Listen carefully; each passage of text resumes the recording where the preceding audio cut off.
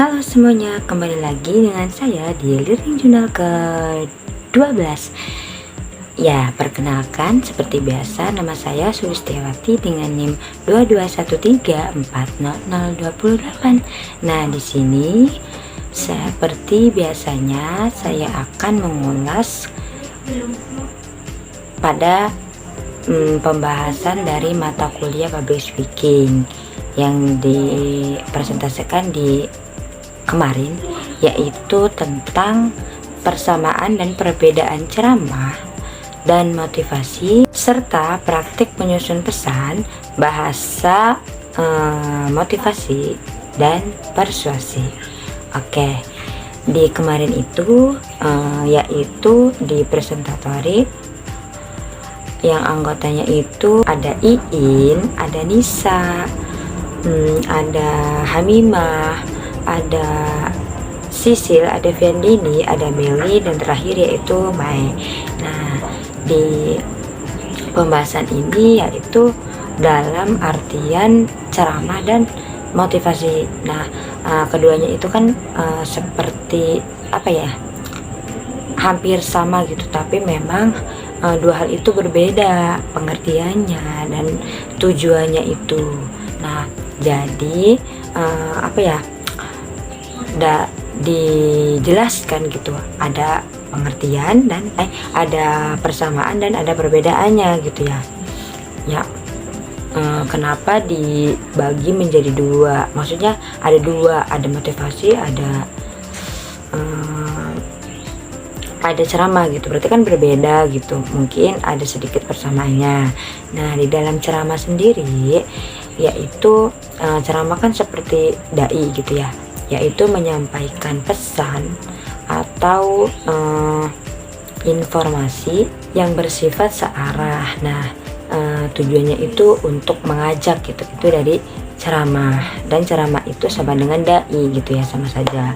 Nah, di motivasi sendiri yaitu memiliki arti, dari motivasi itu memiliki arti energi gitu ya. Jadi maksudnya itu motivasi ini pemberian pemberian energi atau sebuah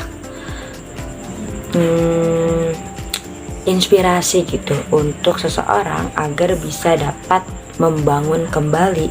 Contohnya dia dari mulainya terpuruk gitu ya. Nah, setelah kita memberi motivasi kepada mereka, nah dia bisa memberikan atau meningkatkan kembali jiwa-jiwa semangatnya gitu ya, itu termotivasi gitu dari atau terinspirasi dari kata-kata yang diberikan oleh motivator itu.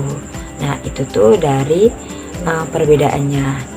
Nah, dari bersamanya itu, yaitu dari ceramah dan motivasi itu ya, yang pada intinya dia itu sama-sama memberikan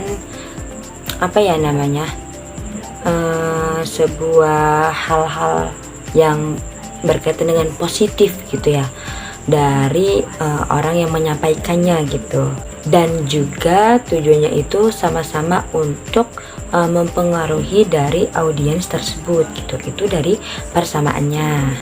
Nah, setelah itu ada juga praktik menyusun pesan persuasif yang terdiri dari beberapa poin. Yang pertama yaitu analisis situasi dan audiens. Ya, pastinya kita tuh harus menganalisis gitu ya, situasinya seperti apa dan audiensnya juga gitu, seperti biasa kayak pada umumnya gitulah. Nah, yang kedua yaitu ada kerangka argumentasi yang disingkat menjadi AIDA. Nah, AIDA itu apa? Yang pertama ada attention, interest, desire, dan action. Nah, terus poin yang ketiganya itu pemanfaatan daya pemikat logis dan emosional. Nah, yang selanjutnya ada bahasa motivasi dalam pesan motivasi itu seperti apa. Ini juga sama, ada 3 poin yang diantaranya yaitu yang pertama motivasi dan elaborasi pesan. Terus yang kedua ada teori motivasi belajar, dan yang terakhir strategi komunikasi persuasif untuk motivasi. Nah, itulah beberapa pembahasan yang dijelaskan oleh kelompok berapa ya? Kelompok 2, kelompok 3. Iya, kelompok 3 yang dibahas di minggu kemarin. Nah, sampai lupa, seperti biasanya, sebelum dimulai untuk presentasi, kelas kami juga menunjukkan public speakingnya, yaitu 10 menit. Nah, yang kemarin itu yang maju itu yang pertama ada Hamimah. Jadi Hamimah itu memberikan, bukan Hamimah, Ajril dulu. Iya, Ajril kalau nggak salah, antara Ajril sama Hamimah ya. Jadi kalau Hamimah itu dia membahas tentang review buku ya, review buku yang, karena kan dia suka membaca gitu, jadi apa yang disampaikan di public speakingnya itu tentang buku gitu. Terus yang kedua ada Ajril. Ajril ini dia membahas public speakingnya itu apa ya, mereview ponsel yang dimilikinya, yaitu ponsel dari Google. Nah, dia menjelaskan dari isi dengan detail gitu ya, apa ponsel Google itu, bagaimana kelebihan dan kekurangannya gitu. Intinya seputar handphone dari merek Google itu. Terus yang selanjutnya yang maju public speaking itu yang terakhir, yang kedua, kalau intinya saya yang kedua, saya dipanggil untuk memberikan public speaking, yaitu tentang kaligrafi. Judulnya itu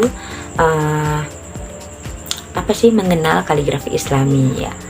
Saya memberikan apa sih namanya, apa yang diketahui oleh saya gitu ya. Saya kasih tahu gitu dari pengalaman saya tentang kaligrafi, terus dari pengertian kaligrafi itu apa, macam-macamnya, teknik-tekniknya, dan alat medianya itu gitu untuk menulis kaligrafi itu seperti apa saja gitu. Intinya seputar kaligrafi, karena juga saya itu suka aja gitu ya, suka dalam kaligrafi. Jadi saya berikan gitu kaligrafi itu apa gitu kepada teman-teman di kelas saya atau di kelas A. Nah, mungkin ini saja yang dapat saya sampaikan. Kurang lebihnya mohon maaf. Sampai bertemu di Learning Journal ke 13. Dadah, sampai jumpa.